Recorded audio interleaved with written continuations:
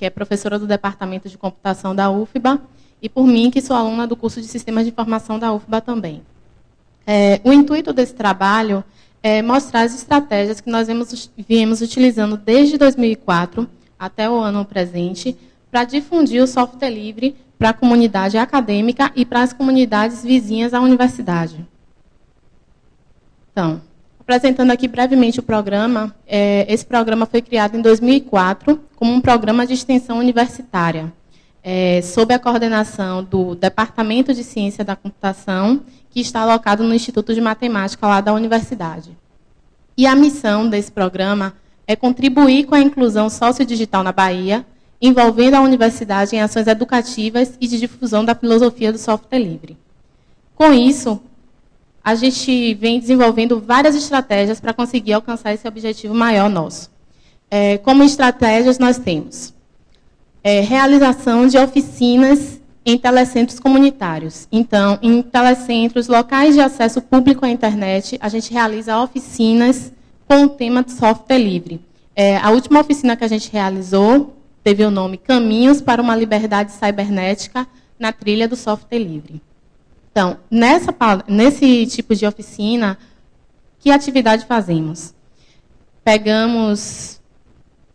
Na verdade, às vezes a gente seleciona as pessoas, ou a própria comunidade se encarrega disso, e apresentamos para essas pessoas o que é o software livre, como chegar até ele, quais as vantagens de utilizar, por que utilizar o software livre. Então, nós conscientizamos as pessoas de que existe uma alternativa para o software proprietário, não impondo nada, mas apenas apresentando que existe uma alternativa barata, sustentável, econômica, e que você vai se sentir, ainda mais hoje em dia com esses riscos todos aí de privacidade, você vai se sentir até mais seguro utilizando esse tipo de software. Então, a gente faz esse trabalho de conscientização.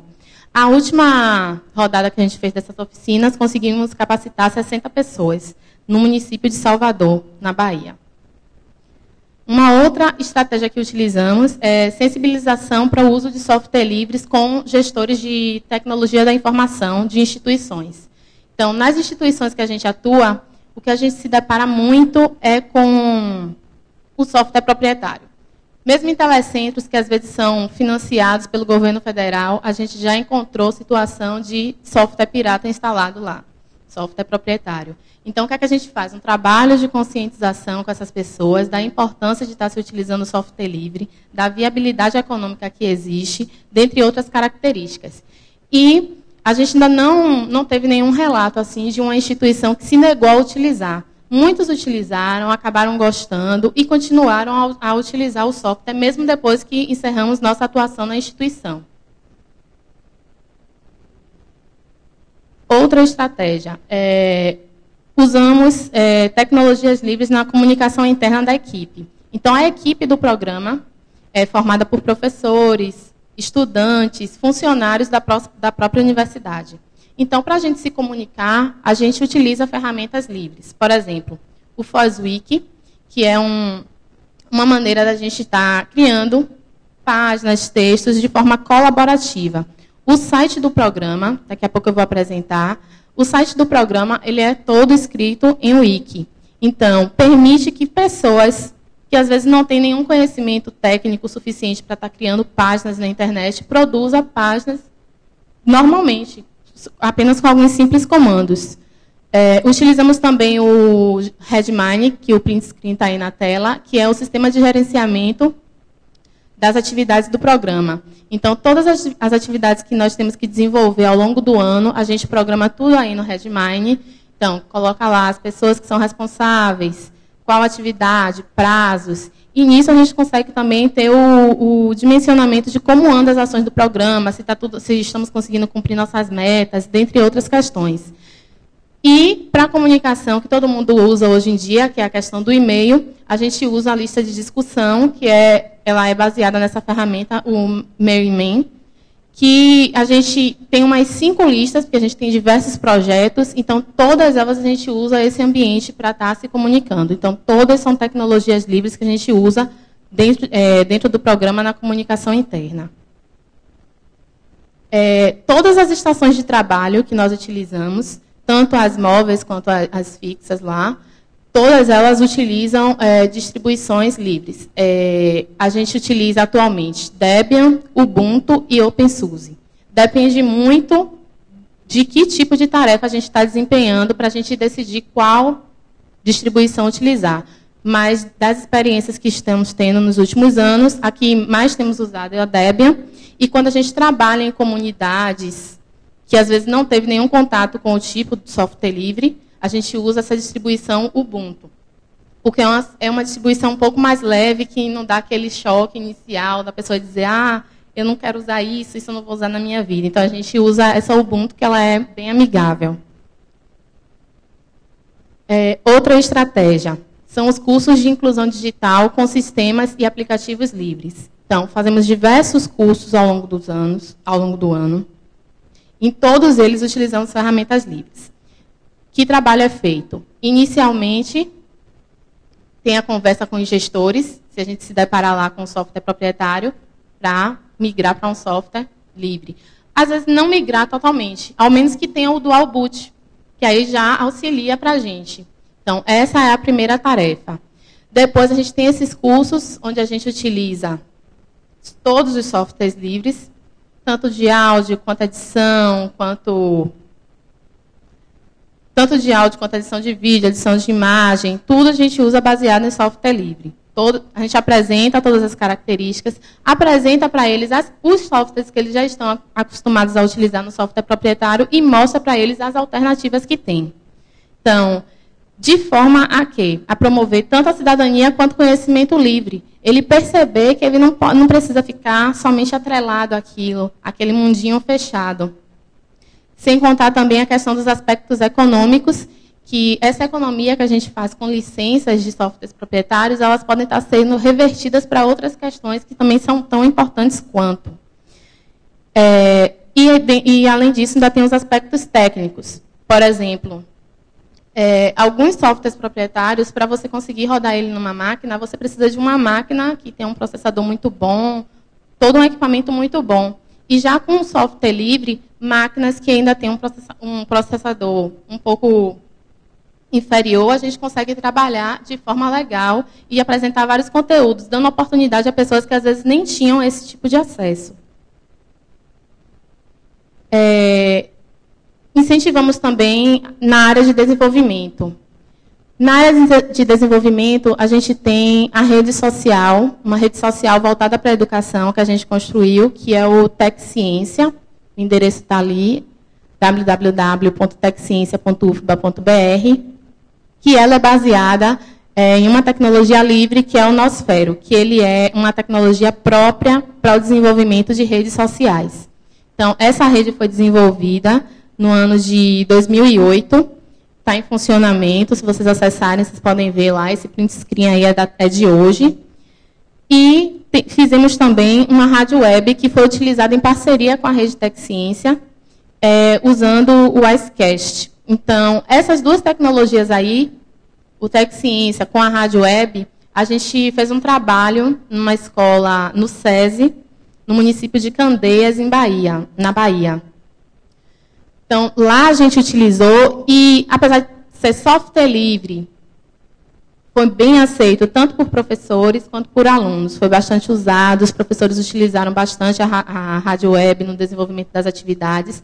E a própria rede social também, o TecCiência, foi incorporada nas atividades da escola, no planejamento pedagógico da escola. Então, foi uma experiência de 2 anos e meio dentro dessa escola e muito bem sucedida. Temos também essa experiência aqui, que é muito interessante, que são os tabuleiros digitais. O que são os tabuleiros digitais? São espaços de acesso, que eles utilizam essas mesas aí, que se assemelham aos tabuleiros de acarajé, baiana mesmo, Bahia. Então, a gente coloca nesses tabuleiros aí computadores recondicionados. A gente fazia um trabalho de recolhimento de lixo eletrônico, onde por muitas vezes recebíamos doações de materiais que ainda estavam em funcionamento, apenas não serviam para os seus donos.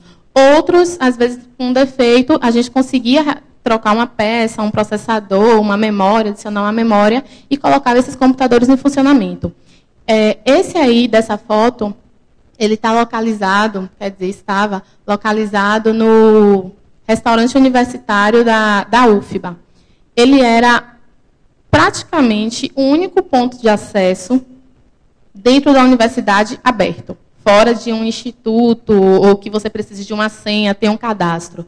Então, lá, muitos alunos frequentavam, a gente tinha uma média de visitas de 40 pessoas por dia. E acabou que isso aí mostrou para a gente que desconstruiu essa coisa de que software livre é difícil. Porque, por muitas vezes, pessoas que nunca nem tinham ouvido falar em software livre, elas chegavam aí e acessavam, conseguiam fazer suas tarefas, suas atividades, independente de ser software livre ou software proprietário. E a gente fazia também o trabalho de conscientização, de que aquilo era software livre, o porquê da gente estar utilizando software livre. Muitos entendiam, achavam a iniciativa bacana também. E nesses computadores, além do uso de software livres para os usuários, o gerenciamento dos terminais, porque eram terminais burros, o gerenciamento era feito a partir do LTSP e do TCOS. A gente utilizou os dois para verificar, né, qual se adaptaria melhor para a gente estar fazendo o gerenciamento dos terminais. Acabou que a gente optou pelo TCOS. Desenvolvimento de trabalhos de conclusão de curso. As pessoas, no caso os estudantes que participam do programa, elas acabam se envolvendo com essa questão do software livre e muitos deles, no final, acabam escrevendo algum trabalho que se relaciona com essa questão. Então, por exemplo, tem desenvolvimento de sistema livre para a gestão de uso de telecentros, uma contribuição para a inclusão digital. Aí foi desenvolvido um sistema, que é o GUT. Esse sistema aí permitia fazer aquele gerenciamento que a gente tem, por exemplo, em lan houses, que a gente coloca o usuário, tempo de acesso, quem coordena, esse tipo de coisa, para o uso nos telecentros, que sempre tem aquela pessoa que chega lá e quer passar o dia todo lá no computador e outro querendo usar. Então, esse era um sistema para o gerenciamento e ele era em software livre. Foi de 2007 esse trabalho. Tem o Guia Complementar de Orientação para Agentes de Inclusão Digital. Então, é um guia que ele vai indicar para as pessoas que trabalham nos telecentros como elas devem orientar quem frequenta ali. Porque, na maioria dos telecentros, é utilizado software livre. E muitas pessoas, às vezes, nem sabem utilizar o software livre. Então, a gente dá nesse guia dicas de como orientar as pessoas. E o último, impacto do programa Onda Digital na comunidade Leaxé Poafonjá, uma comunidade lá em Salvador também. E a gente utilizou software livre também nessa comunidade. Assim, o impacto teve seu lado bom e teve seu lado ruim, porque as pessoas continuavam ainda muito atreladas a essa questão do software proprietário. A gente terminava de explicar uma coisa, mas como é que eu faço isso no Windows? Então, sempre fica aquela coisa. Mas, de modo geral, foi uma experiência boa. Não teve, assim, problemas em utilizar o software livre. Então, eu vou mostrar daqui a pouco que todos esses trabalhos da gente estão disponíveis também na nossa página, para quem quiser consultar, verificar. Bom, e quais são os desafios? Ainda tem gente que tem muita dificuldade em abandonar os softwares proprietários ou mesmo tem assim, aquela resistência de conhecer o software livre. Só de ouvir falar já tem aquela resistência. No programa, a gente passa por uma situação que existem alunos de diversos cursos, não só da área de tecnologia. Tem aluno da área de humanas, tem aluno da área de biológicas, por exemplo, já teve aluno de ciências econômicas, ciências sociais, administração. Então, são alunos de várias áreas. Alguns deles têm conhecimento técnico bem pequeno ou até nada, não sabe usar. E aí, quando vê falar desse negócio de software livre, Linux, não sei o quê, nunca vi isso, eu nunca vou aprender. Mas a gente tem alguns relatos aqui, que eu vou mostrar daqui a pouco, de pessoas que utilizaram, nunca tinham utilizado, e hoje em dia usam normalmente, já saíram do programa, mas continuam usando, se adaptaram perfeitamente. Outra coisa que a gente vê muito nessa caminhada nossa é que as pessoas sempre falam, mas o mercado de trabalho não usa Linux, para que eu vou aprender isso? Vou fazer um curso de informática básica que usa Linux e no trabalho vão me cobrar Windows. Então, a gente ouve muito isso, a gente vem tentando desconstruir isso, vem mostrando que órgãos governamentais já estão passando a utilizar o software livre. A gente vem trazendo nos cursos, nas capacitações, desafios, questões que estão em concursos públicos, por exemplo, que hoje em dia já cobram, você saber, tanto o sistema proprietário quanto o livre, para a gente estar tentando desconstruir isso. Bom, e 2 desafios que a comunidade do software livre em si tem que vencer, que é defender o uso de padrões abertos, que a gente tem aí, está começando, mas ainda não está, digamos assim, não está do jeito que a gente queria que estivesse. Por quê? Um dos grandes problemas de se usar o software livre, pelo menos pelo que eu ouço de colegas, até de pessoas que já foram capacitadas pelo programa, é essa questão. Eu salvei lá no Linux e chegou, meu colega não conseguiu abrir meu trabalho. Deu erro. Então, se nós já tivéssemos um padrão aberto lá, obrigatoriedade de usar, a gente não ia ter esse problema de, eu consigo abrir, você não consegue abrir, sua versão é isso, minha versão é aquilo. Então, a gente tem que agir aí de forma mais incisiva dentro dessa questão do uso de padrões abertos. E desenvolver mais facilidades para o usuário final também, ainda é um pouco necessário, porque eu já utilizo software livre, já deve ter uns 6 anos, mais ou menos. Mesmo assim, eu ainda sinto um pouco de dificuldade em algumas coisas. Outras são bem fáceis de fazer, certo? Mas algumas ainda estão deixando a desejar. Então, a gente tem que batalhar bastante para desenvolver mais facilidades ainda para o usuário final, para que ele queira mesmo utilizar o software livre. Por exemplo, instalar o Java, às vezes, não é trivial. Então, a pessoa, às vezes, pode ficar lá perdida, é tanta coisa, tanto detalhe, que você vai ficar, poxa, eu vou passar logo para o Windows, que já vem logo aquilo ali fechado e acabou, me resolvo logo. Então, quanto mais tiver essa dificuldade, vai ser mais difícil da gente aproximar esses usuários finais para a nossa comunidade. Bom, alguns depoimentos. Descobri o software livre no programa. Incorporei no meu dia a dia por conta de estratégias da coordenadora em disponibilizar ferramentas tecnológicas com o sistema. Ainda uso. Aí foi um depoimento de uma estudante de Ciências Sociais que participou do programa. Qual foi essa estratégia? A estratégia da coordenadora foi adotar estações móveis de trabalho para que os bolsistas do programa, as pessoas que participam do programa, possam usar tanto para desenvolver atividades do programa, como também atividades suas, porque ninguém vai ficar com um computador móvel só usando para uma determinada coisa. Por exemplo, esse que eu estou aqui é do programa. Então, qual é a obrigatoriedade? Você pode ficar com a estação móvel utilizando, mas você tem que usar o software livre. Então, isso faz com que a pessoa vá se adaptando, ela vai usando, vai mexendo. E essa garota, foi uma menina aí, quando ela chegou no programa, ela não sabia mesmo muita coisa de computação. Não era só questão de ser software livre ou não. Eram coisas relacionadas à informática mesmo, o uso de um editor de texto, mesmo num sistema proprietário. E depois que ela ficou com a unidade móvel, ficou utilizando, ela já estava fazendo coisas que a gente nem sabia. Ela chegava com o tipo, que é isso aí no seu net?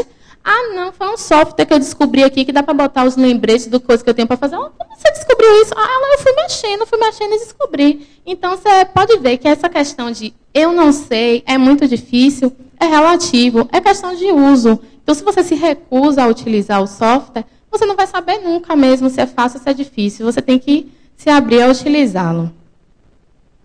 Outro. Passei a utilizar o software livre quando participei do programa. E, ao sair, o mundo me trouxe de volta, para o bem ou para o mal, o software proprietário. Não pude utilizar o software livre como primeira opção, mas o utilizo secundariamente. Então, um estudante do curso de Ciência e Tecnologia que participou do programa. Ele utilizava o software, fazia tudo no software. Só que aí, quando ele saiu do programa, arrumou um trabalho, um emprego, ele não pôde mais utilizar o software livre, mas ele ainda continua utilizando quando não é uma coisa do serviço. Então, eu achei interessante a colocação dele, né? Para o bem ou para o mal, o software proprietário. Não precisamos totalmente excluir o software proprietário, mas também não podemos ficar somente focados no software proprietário. A gente tem que saber que existem outras opções para a gente utilizar. É liberdade de conhecimento. Já utilizava software livre. E, após participar do programa, pude entender que ele é fundamental para a inclusão digital. Meu estudante de computação, hoje em dia ele é mestrando e foi participante do programa. Então, ele percebeu isso porque ele começou a desenvolver soluções para a educação baseadas em software livre. E toda essa questão aí de inclusão digital e software livre é primordialmente, ao invés de ficarmos gastando tanto com licença, porque não investimos em outras tantas coisas que a educação brasileira está necessitando. Então, uma das questões aí de estar se utilizando software livre na inclusão digital. Bom, aqui. Parabéns pelo novo espaço de acesso. Muitos alunos da UFBA não têm seu próprio computador e é bom poder contar com um espaço assim. Infelizmente, os computadores ainda são lentos e em pequeno número, mas, sem dúvida, é uma boa iniciativa. Aí foi o depoimento de uma usuária do tabuleiro digital. Então, como eu tinha dito antes, todas as máquinas do tabuleiro digital, elas eram feitas a partir de doações. Então, nem sempre conseguíamos realmente uma máquina que fosse funcionar perfeitamente. Então, sempre que a gente recebia as doações, a gente ia mudando, fazendo upgrade, para conseguir colocar máquinas novas. Então, esse depoimento dela aqui, muitos alunos da UFBA não têm seu próprio computador e, às vezes, a própria universidade ela não disponibiliza computadores para acesso livre. Então, por essa questão, a gente tinha esse espaço onde era disponibilizado esses computadores. Eram cerca de 6 computadores que ficavam funcionando lá. Foi gratificante ver como tecnologias livres para a rádio web e redes sociais colaboraram, de fato, na melhoria do ensino em uma escola e foram incorporadas no dia a dia dos alunos e dos professores. Um estudante de computação que participou do programa, hoje em dia também ele é mestrando. Ele foi uma das pessoas que participou do desenvolvimento do TecCiência e da rádio web. Então, apesar de ser software livre, a gente viu que os alunos e professores encararam a ideia e apoiaram também. Bom, aqui são alguns depoimentos de alunos do curso de Internet e Aplicativos de Escritório, que a gente faz utilizando a suíte de escritório LibreOffice e utilizamos o sistema Debian, sistema operacional Debian, distribuição Debian. Gostei de aprender a trabalhar com os programas que não conhecia, como Calc, que é a planilha eletrônica, no caso.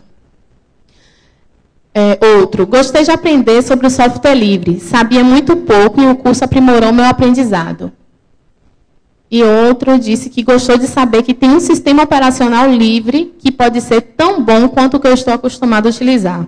Ou seja, o que ele está acostumado a utilizar é o Windows, e ele falou que o sistema é tão bom quanto o outro. Então, não há dúvida de que inclusão digital com software livre é possível. Bom, disso aí, quais são as conclusões que a gente pode tirar? Nós conseguimos dar visibilidade e fomentar esse debate sobre o software livre, tanto na comunidade acadêmica, que a gente realiza palestras, tem essas questões de envolvimento dos estudantes em projetos, em desenvolvimento de software, em atividades de inclusão digital, ensinando, tanto dentro da comunidade quanto fora. E esses impactos na comunidade acadêmica e externa. Muitas pessoas que não sabiam utilizar várias ferramentas que já tinham, por exemplo, no editor de texto do proprietário. Todas as ferramentas estão lá, como também estão no software livre. Se fosse tão fácil lá, por exemplo, uma situação que eu passei seria resolvida facilmente também. Eu estava ensinando editor de texto. Pedi, de repente, que os alunos criassem uma lista de vários nomes aleatórios, 15 nomes aleatórios. E aí eles criaram lá esses nomes. Eu digo, e aí agora a gente quer ordenar esses nomes. Como é que a gente vai fazer isso? Aí, sai aqui começando, vou pegando um, colocando no lugar. Eu, poxa, mas isso, aí são 15 nomes, ia ser rapidinho. E aí, se for uma lista de 10 mil nomes, como é que você vai fazer? Ela, poxa, aí vai ser difícil. Eu digo, então, bora ver um jeito fácil de fazer. E aí mostrei a ela como se fazia a classificação de dados.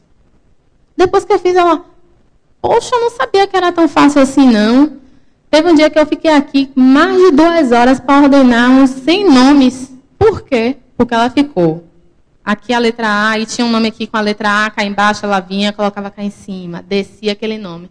Então, se era tão fácil, como alguns dizem, que utilizar um software proprietário é fácil, dá maior comodidade, maior facilidade, por que ela não conseguia fazer isso lá?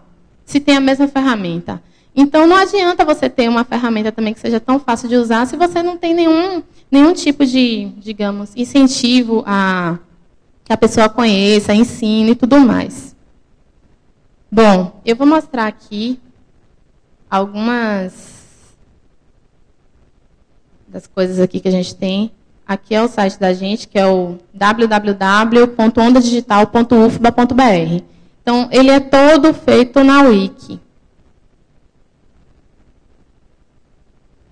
A gente tem as publicações. Na página inicial dá para chegar nessas publicações.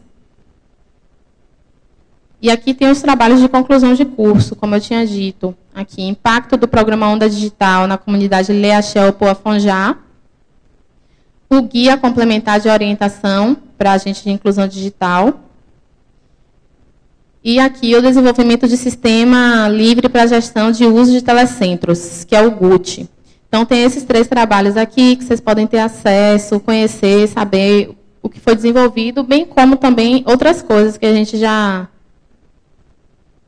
fez, não relacionadas simplesmente ao software livre. Vou deixar aqui para ver se abre. Ali é a cartilha que tem. Os recursos pedagógicos que a gente utiliza nos cursos de inclusão digital, planos de aula, material didático, todos eles a gente disponibiliza com a licença Creative Commons. Então, é aberto, quem quiser estar replicando esse modelo, sinta-se à vontade em acessar. A gente utiliza também como ambientes virtuais de aprendizagem o Moodle, lá da UFBA mesmo. E quando a gente utiliza blogs também, a gente opta por trabalhar com a plataforma WordPress. Então, tudo sempre fazendo referência ao software livre. Bom, aqui é o Tec Ciência, que é a rede social para a educação. Então, aqui, vocês podem ver, tem comunidades. Aí, se vocês entram na comunidade, tem os membros da comunidade. E aqui você pode trazer vários tipos de conteúdo, hiperlinks, hipermídia de modo geral, você pode trazer para cá. Pode trazer jogos, pode trazer formulários, pode trazer... quando a gente trabalhou nessa escola lá, no SESI Candeias, a gente fez um trabalho também com os professores, que eram formas de como eles poderiam estar inserindo conteúdo para atrair os alunos. Então, várias formas de inserção de conteúdos a gente tem aqui, várias possibilidades. A nossa intranet também é toda em software livre. Então, aqui, se a pessoa vem, quem tem acesso, no caso, né, que é só o pessoal do programa, pode vir aqui, edita a página, anexa, faz tudo de maneira simples. Tem o nosso Redmine, que é o sistema de gerenciamento de atividades. Então, também todas as pessoas que estão no programa estão cadastradas no Redmine do programa. E aqui, a página inicial aqui da nossa lista de discussão principal, que é a do Onda Digital, que é lá com a ferramenta Meu E-mail. Então, essas são as ferramentas que a gente utiliza nessas atividades para estar difundindo mais o software livre. Bom, era só isso que eu tinha para apresentar aqui para vocês. Quis ser rápida também, horário de almoço. Dúvidas, sintam-se à vontade.